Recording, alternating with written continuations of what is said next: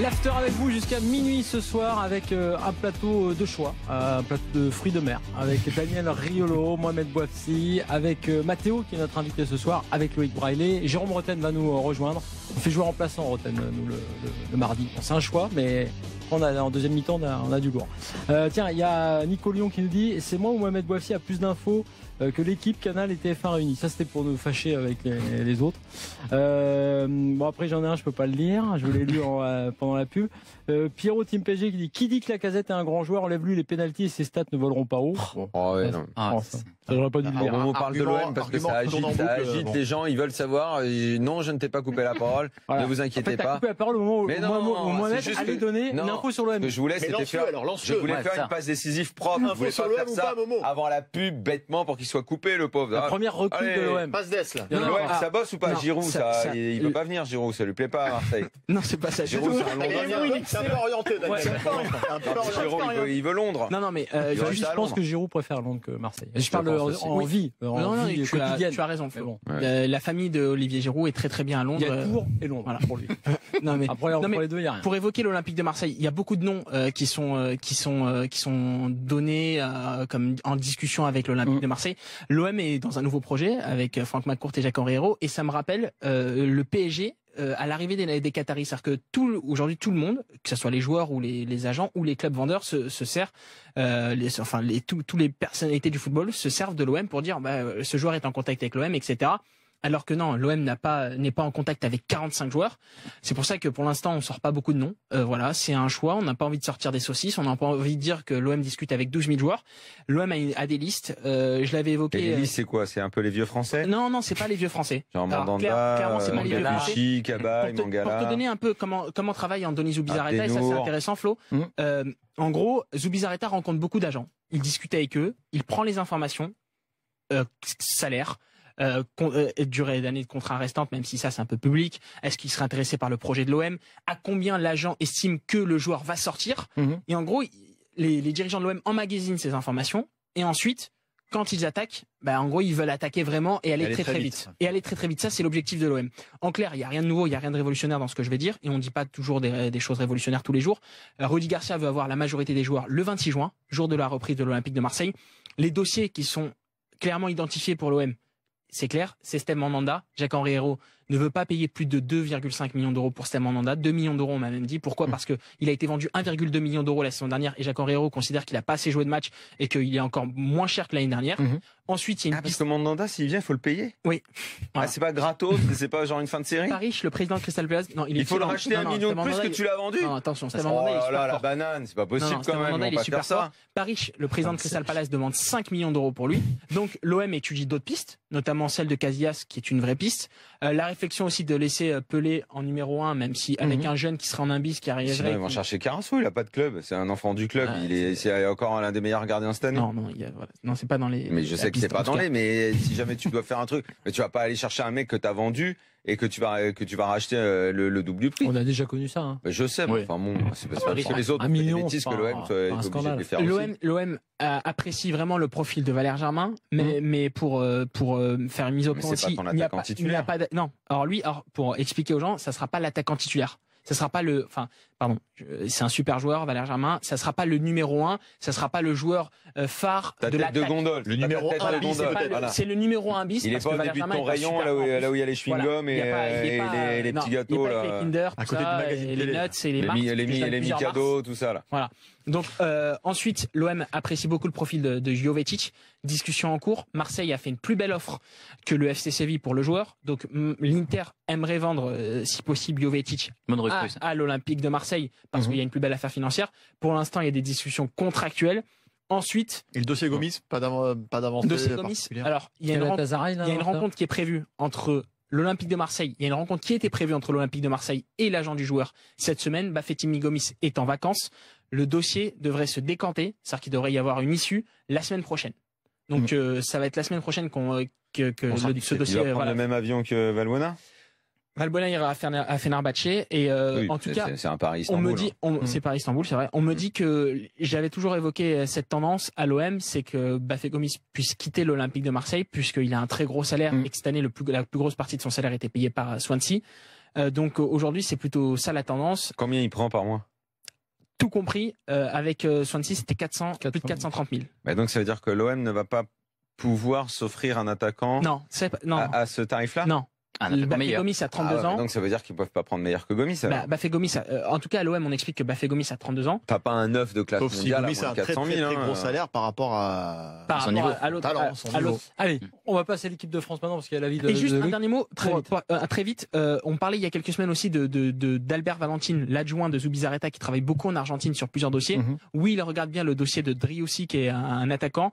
Il y a un intérêt. Le fils de Pierre. Non, pas le frère de Pierre Driussi, mais Pierre, c'est Driussi. Et ça va avancer dans les prochains jours. Voilà, ça va avancer. En tout cas, avoir un adjoint qui s'appelle Valentine, c'est du luxe.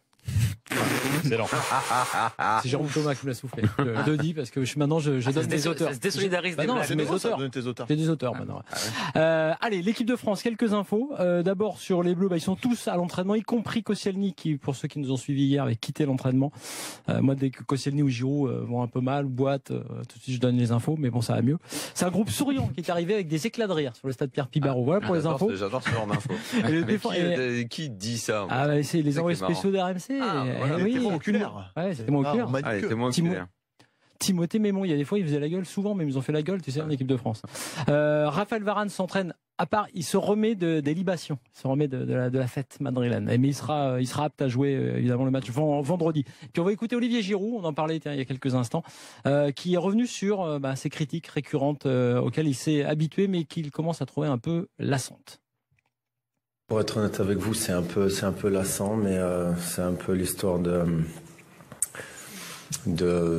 toute ma carrière, je dirais, de ces dernières années. On a toujours remis en question. Et même si moi, je considère le foot comme un éternel recommencement, il y a des fois où c'est un peu usant, un peu lassant à force, oui, étant donné qu'on fait le boulot sur le terrain, mais ça m'aide aussi à rester alerte et à rester concentré sur ce que j'ai à faire.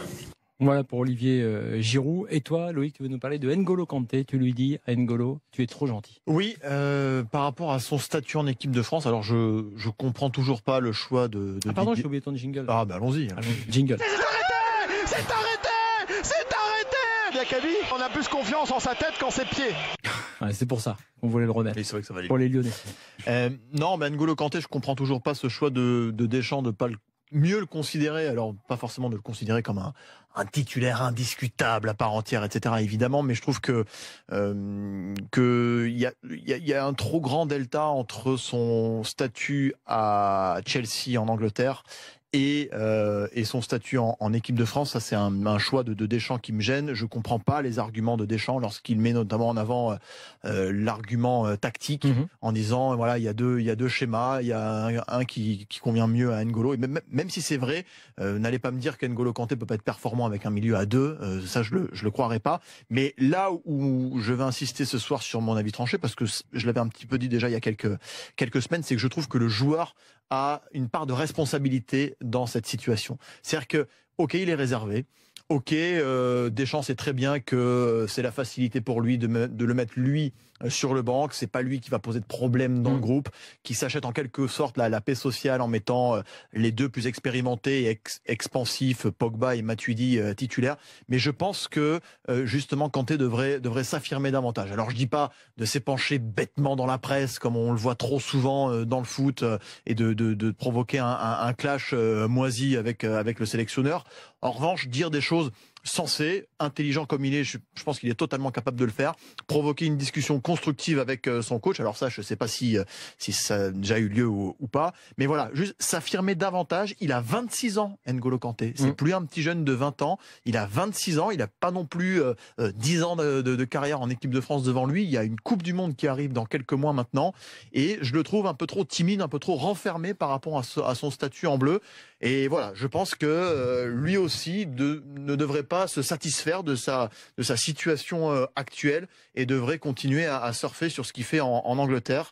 On rappelle, il a été élu meilleur joueur anglais, il est double champion d'Angleterre en titre. Voilà, moi la situation, le statut en bleu de ce joueur-là me gêne, et en partie par sa faute, je trouve. De son, on va dire, de son côté trop réservé. Daniel, ton avis sur la situation d'N'Golo Kanté? Alors parce qu'on reproche aussi, tu as raison de le dire, on reproche aussi à des joueurs de s'épancher dans la presse dès que ça va pas. Il y a un juste équilibré. En fait, je comprends pas trop ton avis en fait, parce que je crois que c'est pas ça que t'as dit. Je vais pas te faire dire ce que t'as pas dit. T'as pas envie qu'il gueule, parce que sinon, s'il le fait, on va crier à la sale attitude du joueur. Qu'il gueule, mais qu'il exprime quelque chose de sensé. Qu'il exprime quelque chose. Tu veux quoi? Qu'il vienne en conférence de presse, dire j'aimerais avoir plus de temps de jeu, la fameuse phrase. Et alors, qu'est-ce qu'on ferait avec ça? Quelque chose de plus construit. On fera des tartines pour le matin. Pas nous, mais peut-être que Deschamps l'entendrait un peu. Ok, d'accord. Deschamps, peut-être qui te dit qu'ils n'ont pas parlé entre eux. Après, moi, je pense qu'en équipe de France, tu as rappelé son âge, mais en équipe de France, il est récent. En équipe de France, de tout temps. Mars 2016, sa première sélection. De tout temps, tu as eu des statuts. Tu as des mecs qui sont là, et Deschamps fait partie de cette école. Là, celle des statuts, des hiérarchies, des mecs qui arrivent doucement en équipe de France et qui prennent leur temps, voire qui attendent leur tour. C'est sa gestion. Je suis en train de t'expliquer, je suis pas en train de défendre. Moi, je suis pas forcément d'accord avec ça, mais j'entends bien.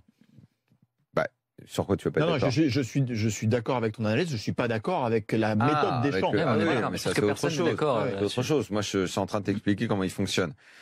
Je pense qu'on peut arriver doucement aujourd'hui, dire que N'Golo Kanté doit jouer. Pourquoi pas? Moi, je dis pas non, hein. Mais ça veut dire qu'il faut sortir Pogba ou Matuidi. En quoi c'est un problème? Mais je ne dis pas que c'est un problème. Je te dis, il y a une démarche à faire. Oui, bien sûr. Donc, tu vas sortir deux mecs qui ont des gros statuts. Un qui ne démérite jamais, qui s'appelle Matuidi, et l'autre qui a un statut de star. Et qui, selon moi, sportivement, est peut-être des deux celui qui est un peu plus contestable, même si, en qualité de footballeur, on sait que c'est le meilleur. Voilà. Donc, c'est compliqué, déjà, à introduire là. Moi, on a souvent fait l'analogie entre Kanté et Makelele pour leur physique. On pourrait également la faire pour leur carrière en équipe de France. Absolument, je te rejoins totalement. Makelele, il a mis beaucoup de temps à arriver et il a attendu son tour. Et ça a été très dur pour lui d'attendre son tour. Très longtemps. Il y avait Deschamps, il y avait Petit, il y avait Vieira. Il y avait Vieira. J'oublie qui? Il y en a eu un autre que j'oublie. Mais il a été, ça a pris beaucoup de temps. 98 pas là évidemment, 2000 pas là, 2002 non plus. Il est titulaire totalement indiscutable en grande compétition. On se souvient, c'est celle de 2006. Et il est déjà à quasiment 30 ans hein, quand même. Hein. Quasiment 30 ans. Et il met du temps à arriver. Il arrive, on va dire, au début des années 2000. Il est champion d'Europe dans l'équipe des Galactiques avec le Real en 2002. Et il n'est pas encore totalement considéré en équipe de France, Makelele. Donc, comment dire, le lien entre ce que tu fais en club et ce que tu fais en équipe nationale, ça, mais on le dit, mais à chaque fois et pour un tas de joueurs, et pourtant toute l'histoire des sélections nous le montre, il y a parfois des liens qu'il ne faut pas faire et des histoires qui sont étonnantes. On peut les dénoncer, même si c'est comme ça et que ça arrive. Non, on peut pas être d'accord. Tu peux le dénoncer, mais ça, voilà, c'est toujours arrivé. Des mecs, t'as des mecs aujourd'hui, on pourrait prendre la sélection espagnole, on pourrait prendre la sélection allemande, on pourrait prendre la sélection italienne, où t'as des mecs dedans qui en club sont quasi anonymes et qui, quand ils sont en sélection, sont très bons. Chez les Allemands, pareil, ils se sont baladés avec Podolski pendant des années alors qu'ils n'en touchaient pas une. J'imagine qu'il y avait des attaquants en Allemagne qui se disaient mais putain, c'est quoi le délire? Pourquoi lui il est tout le temps là? Et c'était une star en Allemagne. Nous, on se moquait ici, mais il faut quand même dire qu'il était en Allemagne. Très important, il était tout le temps là parce qu'il paraît-il, il faisait du bien au groupe, parce que c'était un taulier, parce qu'il était déjà là en 2006. C'est des choses qu'il faut savoir accepter, prendre en tout cas en considération. Et tant que tu n'as pas l'impression que tu as absolument besoin de lui, que c'est et qu'au milieu t'as pas un trou, ouais, peut-être qu'il faut attendre. Et rien ne te dit qu'il sera pas titulaire en 2018. Hein. On va continuer à parler. Rien ne te dit qu'il sera pas titulaire en 2018. On va continuer à parler avec vous et avec Romain. On fait un petit détour par l'Astrobal où on retrouve Jérémy Donzé pour le match 4 de la demi-finale de Pro A entre Lasvel et Strasbourg. Ça y est, c'est reparti en deuxième période, hein, Jérémy. Exactement, c'est reparti depuis 5 minutes dans ce troisième quart-temps et 8 points d'avance désormais pour Lasvel. 46-38. Lasvel qui, on le rappelle, n'est plus qu'à une victoire de la finale. Lasvel qui mène 2 victoires à 1 dans cette demi-finale face à Strasbourg et 8 points d'avance désormais pour les Villeurbanais face à la SIG à 4,48 de la fin de ce troisième quart. Merci beaucoup Jérémy, on se retrouve dans quelques instants, on sera avec Romain qui nous appelle au 32-16, on va débattre de l'équipe de France et il y a un nouvel avis sur l'équipe de France puisque Daniel veut parler de Didier Deschamps. À tout de suite dans la finale.